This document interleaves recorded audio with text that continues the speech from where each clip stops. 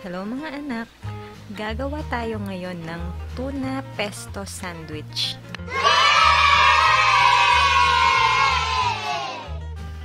Ito yung mga ingredients na gagamitin natin. Ang una natin gagawin ay i-toast natin yung na-strain na tuna. Gumamit ako dito ng 2 century tuna. Mas prefer ko yung San Marino tuna kasi okay yung pagka-chunky niya. Lagyan lang natin ng konting asin.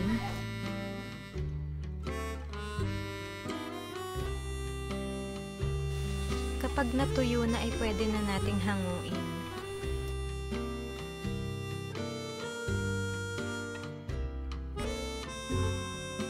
Meanwhile,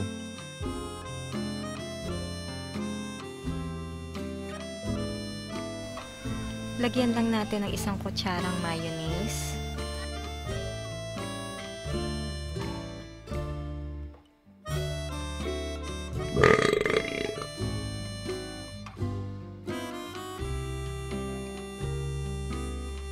Nagdagdag pa ako ng konting asin dito. Kung may paprika, pwede rin lagyan, pero kung wala, okay lang din naman.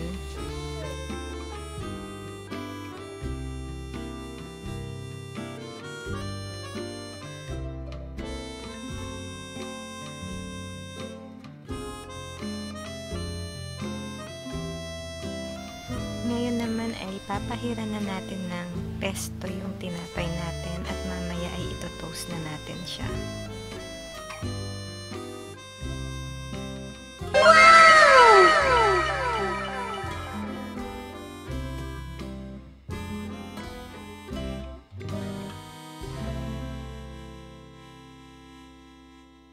one eternity later.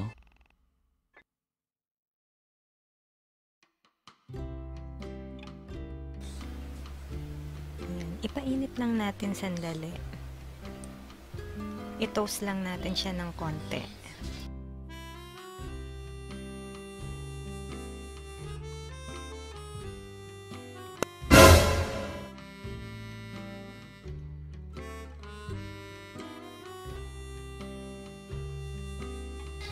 Ngayon naman ay for plating na tayo.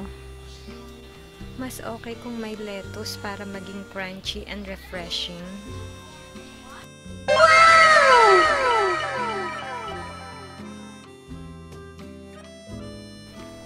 Ilagay na natin yung tuna generously. Total tayo naman din yung kakain.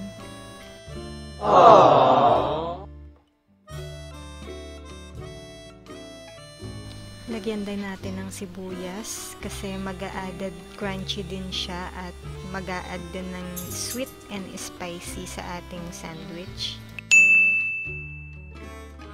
And ilagay na natin ng bread top. Nice! Ito na yung finished product natin. Yan, napaka-healthy niyan. Enjoy! Thank you for watching!